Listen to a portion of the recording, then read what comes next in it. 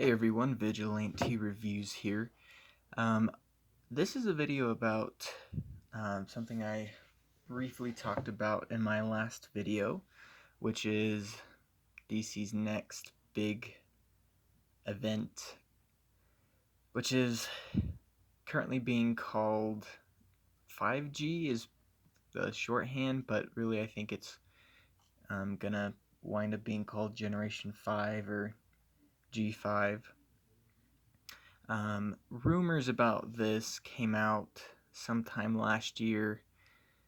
Um, Probably during the summer, I think is when I first remember hearing about it. And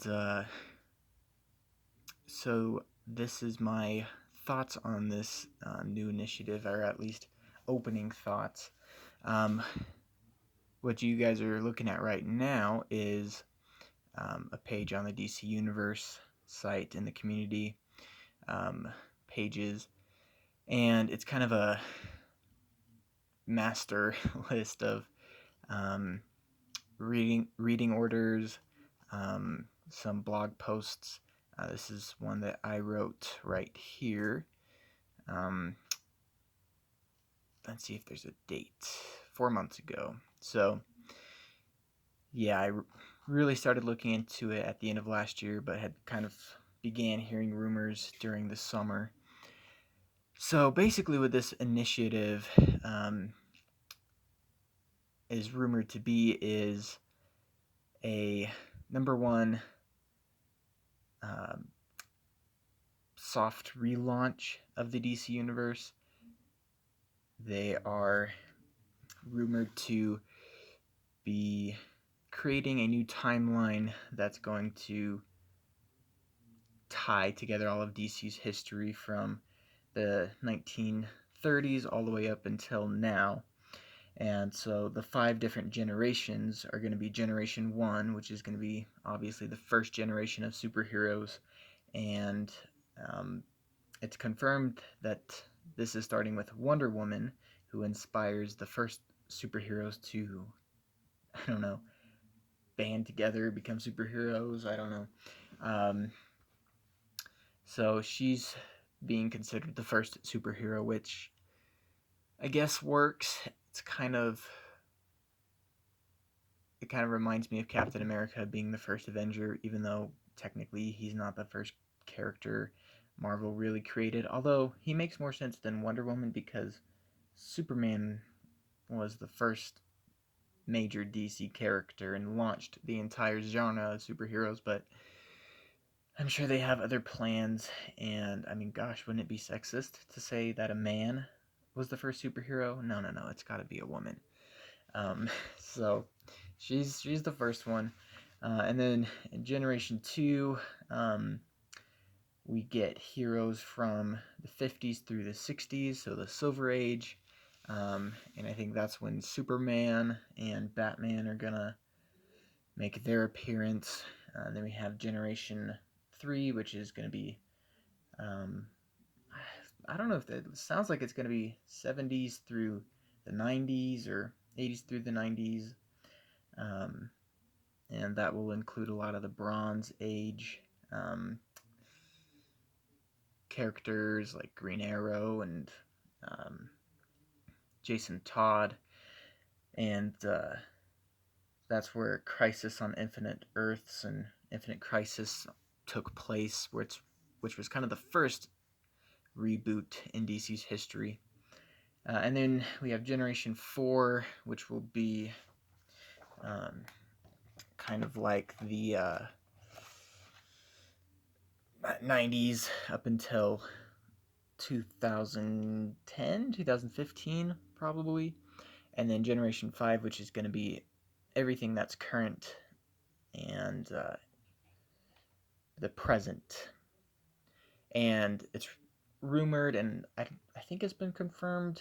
Basically, everybody is saying it's going to happen, is that your title characters like Superman, Batman, Wonder Woman, Green Lantern, Flash, they're all going to be replaced by what's known as legacy characters, or characters from this generation, basically. So you're going to have Superboy, Jonathan Kent, replacing Clark Kent as Superman, which I actually think would be kind of cool. But then where kind of some of the controversy comes in is like Batman is rumored to be replaced by um, I always forget his first name, but basically Lucius Fox's son, um, who's currently I think Batwing in in the comics. And then Green Lantern is being replaced by this new Green Lantern nobody's heard about. Flash is being replaced, perhaps by Wally West, but we're not sure yet. So anyway, the controversy is that DC is seemingly replacing all of the well-known characters with new diversity characters. So Lucius Fox, his son, of course, will be black. The new Green Lantern is not white; she's some color. Um, it's kind of funny. There's white, and then there's everything else, and so I think she looks maybe Middle Eastern. Um, it hasn't been confirmed who's replacing Hal Jordan. Um, and of course, uh, John Stewart, who's been Green Lantern for a very long time and was Green Lantern in the Justice League TV show that I grew up with. He's black, um, but it seems like they're doing what Marvel did with the all different Marvel. Um, and I apologize for not having screen capture software. That would really be nice and would really, I really want to get that, but that might not be possible for a little while. But anyway, here you see we've got all of the diversity characters. Marvel did this back in 2014, and this is the reason I didn't start buying Marvel comics when I was buying DC comics. So we've got um, Miles Morales as Spider-Man. We've got Sam Wilson as Captain America. We've got Riri Williams as Ironheart. I think Vision. I don't know if he's the same or not. Nova, which is a younger character, and then we've got we've got Jane Foster as Thor here, and then of course the diverse characters, Kamala Khan, who is a Muslim stretchy person. um, so this was Marvel's initiative, and it failed miserably. Their sales just absolutely tanked, and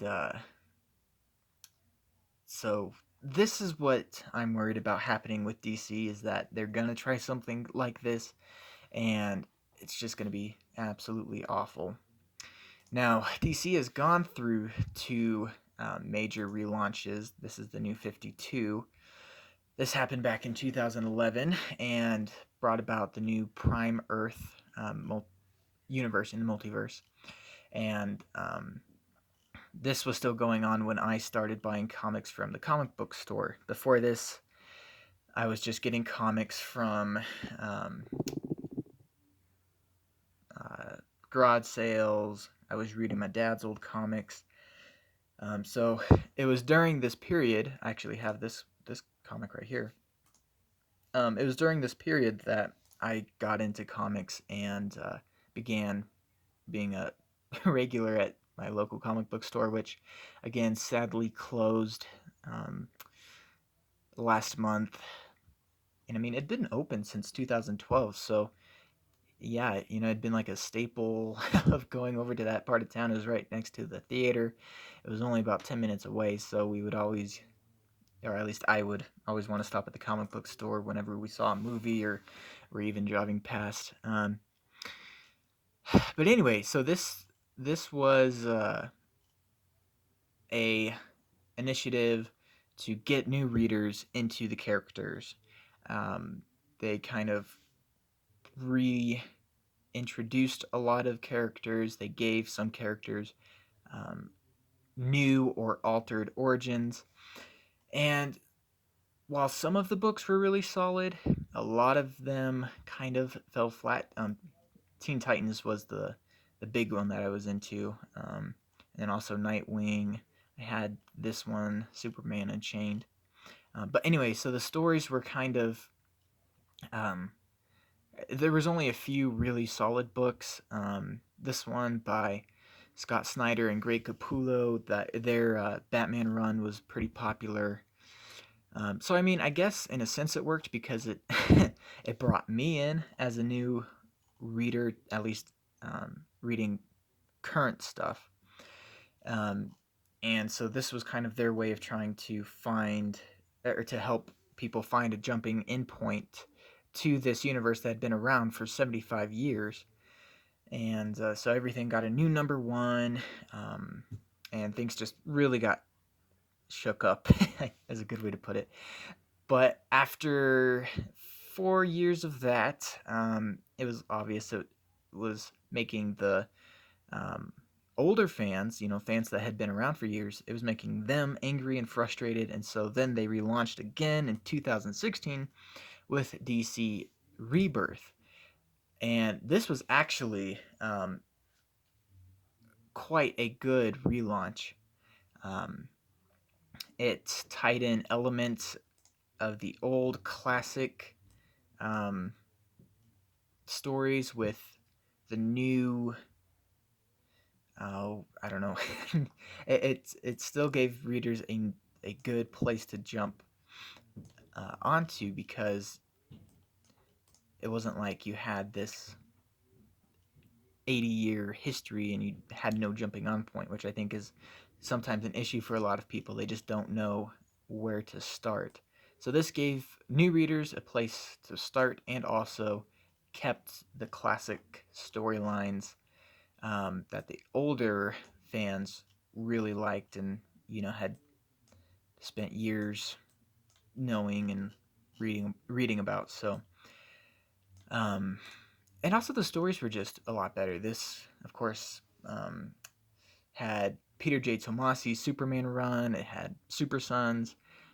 Detective Comics, I think the Batman stuff was the most lacking. Tom King was on Batman for 80 issues throughout this whole thing, and Tom King, I don't know. He used to be CIA and then went to writing comics, and he's just always seemed somewhat depressed, but also um, the kind of depressed where you're like, come on, dude, snap out of it. Life's not that bad. Um, so yeah, I don't know what's going on with Tom King, but his Batman book sucked.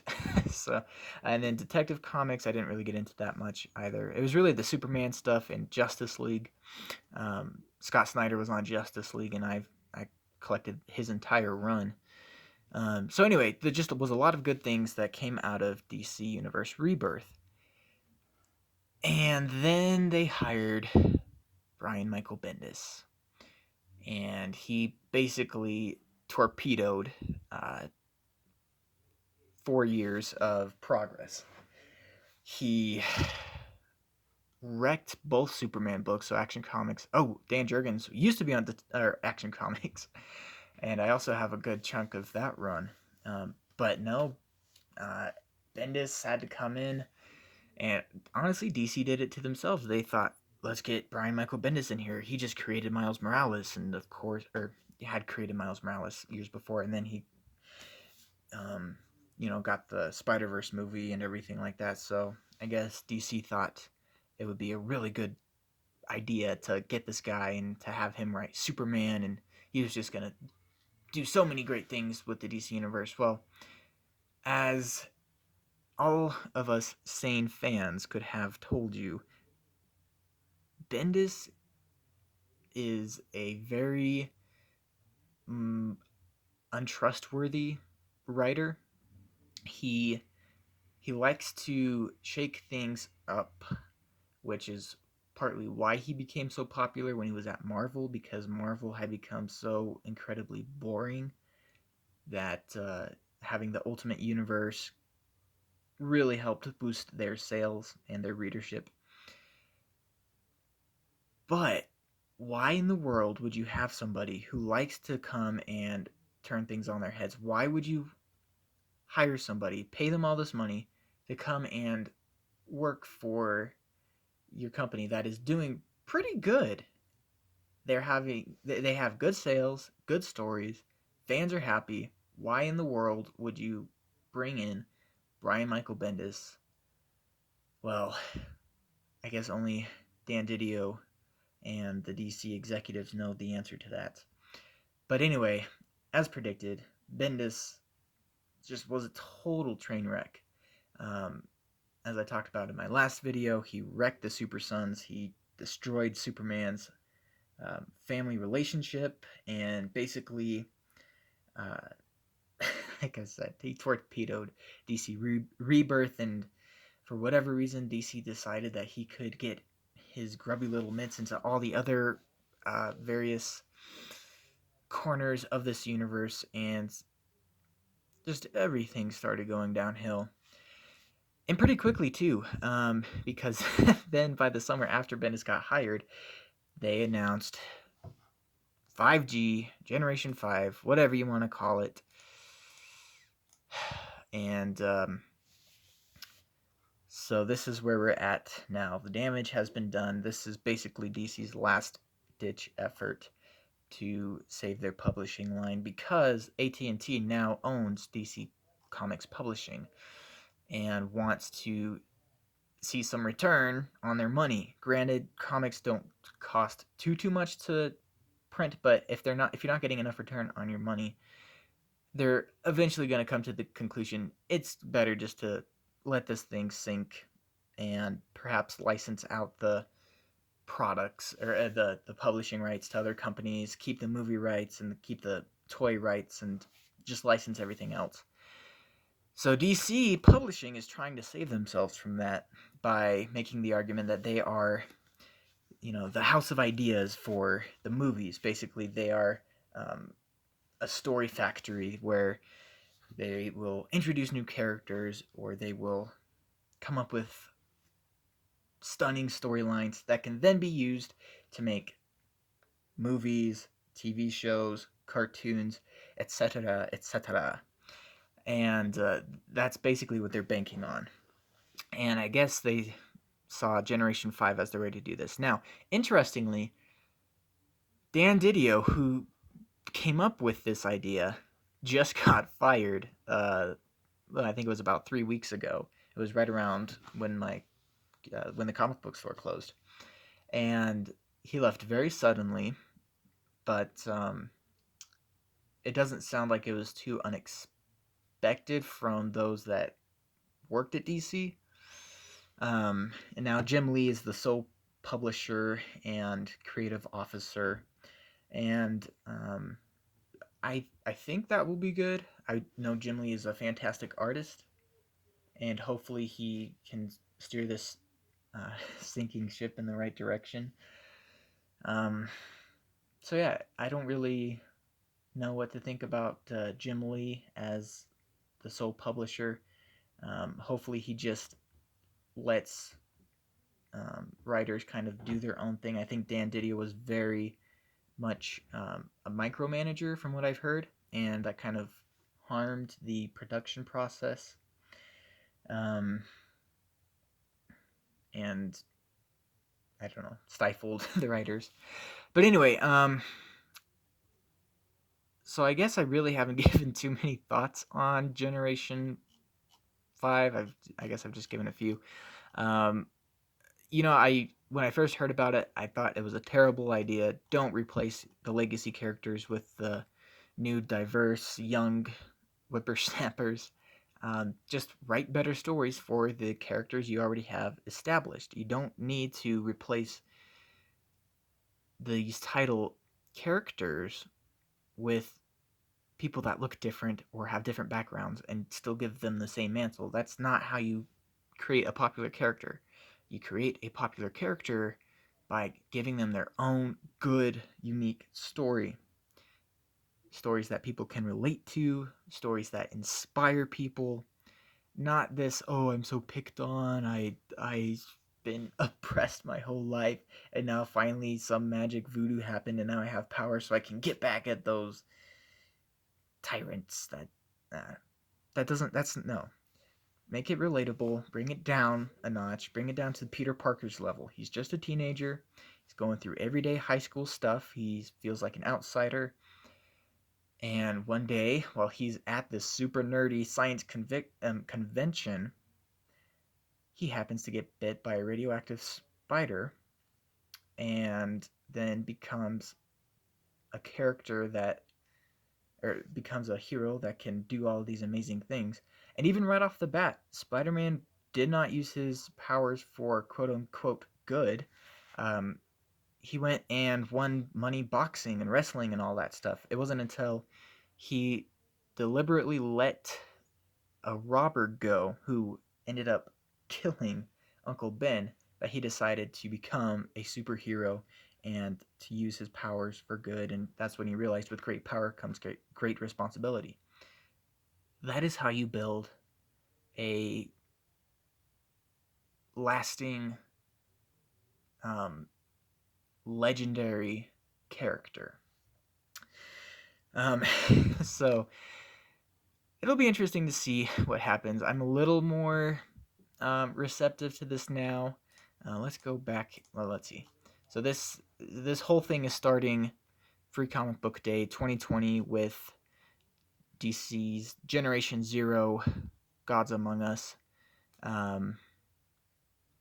which is going to give everyone a jumping off point. I think Flash Forward, which is a miniseries that just ended, will tie into that. Of course, we don't. This is all the Injustice video game stuff. There's pictures of it. I'm sure you can. There, here we go. You can kind of see it right there. Anyway, yeah, I know this is not a professional channel, guys. It's not. So anyway, yeah, that's where it's starting, and then we'll start getting these one shots of Generation 1, which is going to be called the Age of Mysteries. And then we'll get Generation 2, 3, 4, and then 5. And then after Generation 5, we'll probably know what the new DC universe is going to look like moving forward, and what all the monthly and bi-monthly comics are going to look like. You know, Action Comics, Detective Comics, who's going to be headlining those books will probably be revealed after G5 is released. So I'm somewhat excited because I think it will be cool to see them piece together DC's 80-year history and kind of tie everything together into one long continuing storyline instead of going back, starting over every 5 years. And it just ends up feeling very choppy, and then they have to explain, well, that was just on this particular Earth. It's like, no, just give us one solid, complete storyline. Oh, wait. Here we go. Right there. That's the cover to Generation Zero. I am disappointed to see the Batman Who Laughs, which is that dude with the spiky mask. He's DC's new groundbreaking villain. I don't like him very much. Basically, it's Bruce Wayne who becomes Joker. I don't buy into it. But yeah, I am more excited. Still a little leery of this whole thing, hoping it's better than everyone's thinking it is. But if you have the DC Universe membership, this is a fantastic place. Not this. Right here. Fantastic place to start. It gives you the basics, what it is, details that have been confirmed, and then there's every 5G story so far. There was 2 in Flash number 750, which I actually bought and will do a review of eventually. And then there was 1 in Wonder Woman 750. So those are just little snippets. I think there's going to be 1 in Green Lantern 750, and then in the Robin 80th anniversary special. And then you have all these different discussion pages, predictions, reading order, This goes all the way back to like Doomsday Clock and Scott Snyder's Justice League run. Um, so yeah, this dude Nathan Payson, what a legend, putting this all together. Um, and so yeah, so far the every 5G story has been really helpful, and these he's talking about ones that directly tie into 5G. Of course, there's going to be tie-ins from Flash Forward, from Dark Knight's Death Metal, but these are stories, I guess, that are specifically labeled as Generation 5 stories. I'm not super clear on that, but anyways, thank you all for watching. Let me know what your thoughts on 5G are, and I will see you guys in the next video. Let me know what kind of video you guys would like to see next. I'd love to hear from you guys, and stay safe out there. Bye.